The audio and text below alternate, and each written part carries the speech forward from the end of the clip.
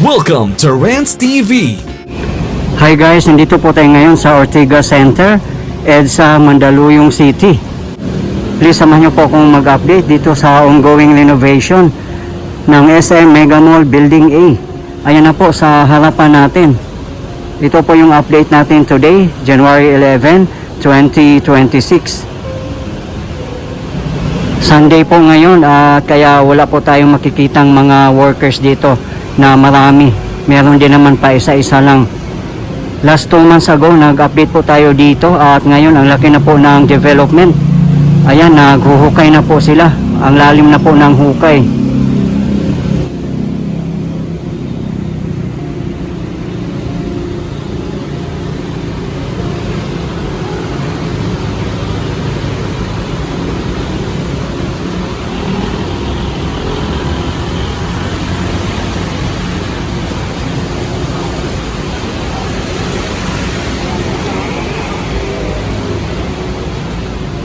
Part lang po ito ng SM Mega Mall Building A ang na-demolish pa.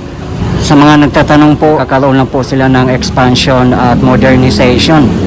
Magkakaroon din po ito ng Sky Garden katulad ng MOA or Mall of Asia. Siyempre sa dami pa ng competition ng mga malls na nagsidatingan. So kailangan talaga na i-upgrade. At syempre kayang-kaya naman po ng SM Super Malls.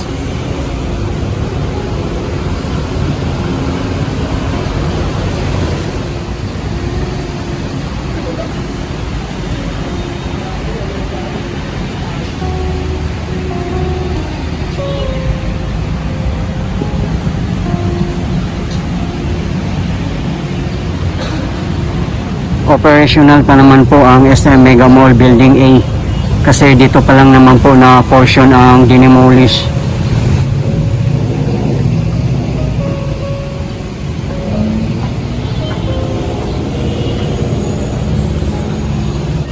Pero abangan na lang po natin guys, baka pagkatapos po dito isusunod po ang SM Mega Mall Building B. Pero years pa po ito matatapos, as you can see na talagang halos kasi simula pa lang po nila. Ang contractor po nila dito ay Whiteport Incorporated. Ayun lang po sa tapat natin ang ADB. At ito naman po ang St. Francis Square.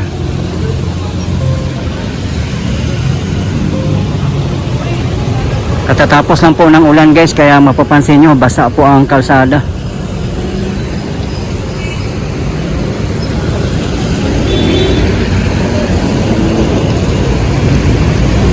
Ito po yung footbridge dito sa intersection ng Julia Vargas and St. Francis Square.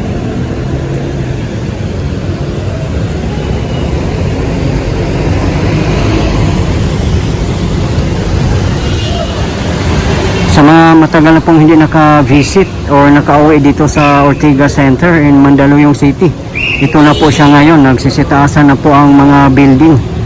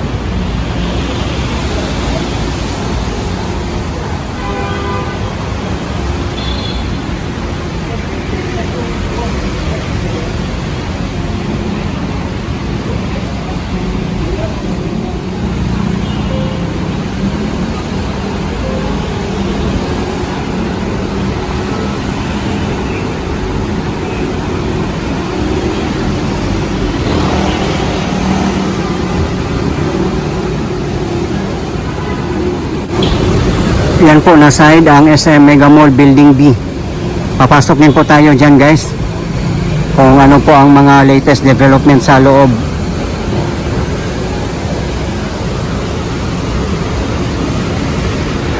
Ito naman yung kahabaan ng Julia Vargas. Ang ganda na nga rin po dito, yung Center Island na nakikita nyo po ay marami na pong mga halaman at mga puno. Yun nga lang, as you can see, marami pa rin pong spaghetti wires dito. Hindi pa po nila nababaon sa underground. Kaya mas maganda talaga guys, no, pag nakabaon sa underground yung mga spaghetti wires para malinis tingnan at organized.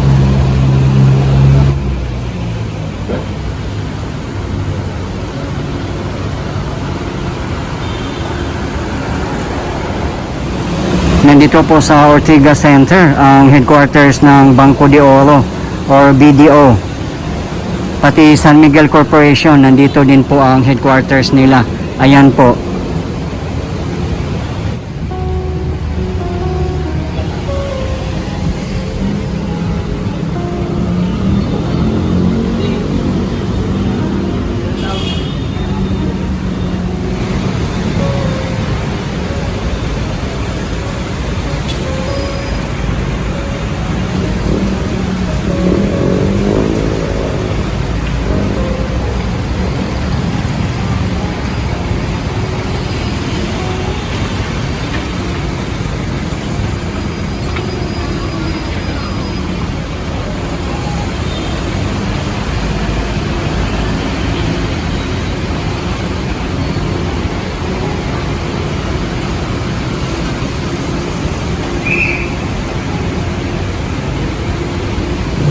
Ayan po, sa tapat natin ang SM Mega Mall Building A.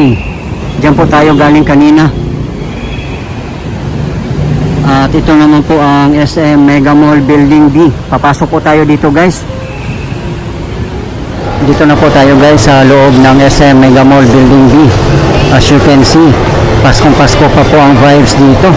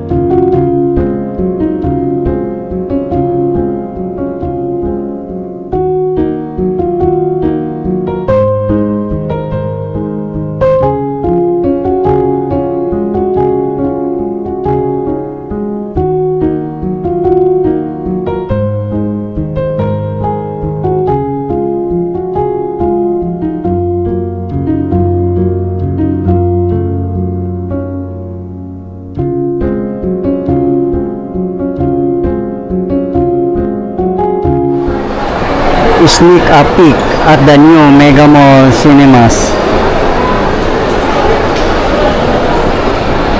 Meron pa rin po palang cinema dito guys. Dito pa rin po sa Building A, 3rd floor.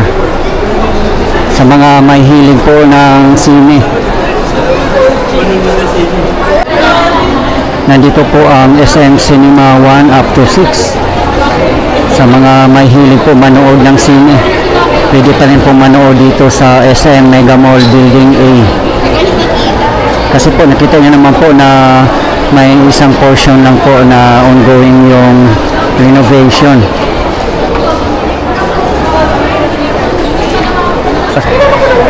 Ang palabas po ngayon ay Avatar, Fire and Ash, Anaconda, Barboys After School, Anne Mary, at iba pa. Nandito na po tayo sa labas, dito sa May EDSA. Dami ding mga Christmas decorations dito para sa Chinese New Year.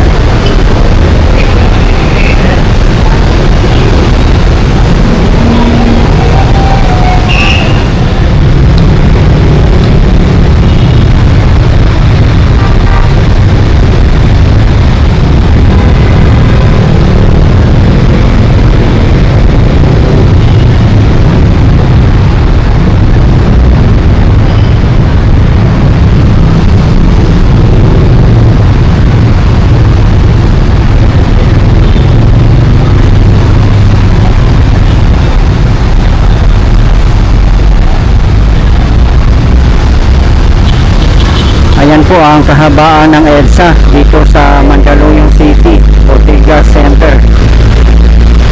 Traffic na po. Time check 4 PM local time.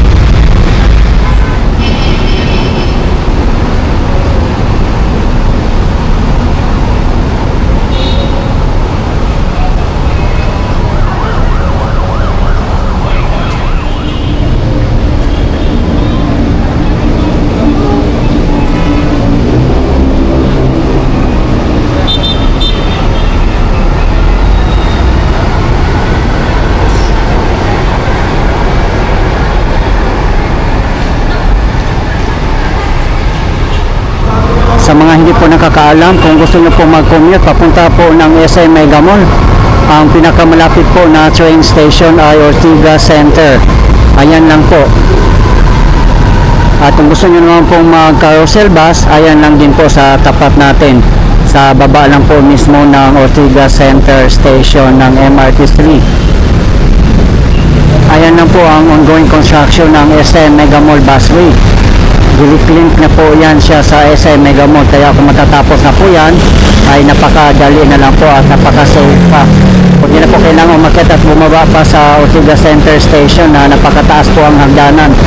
Nakikita nyo naman po, ayan no, wala pong escalator at elevator, kaya napakahirap po sa mga PWDs at mga senior citizen. Kunting tiis na lang po guys at malalapit na rin po yan matatapos ang SM Mega Mall Busway.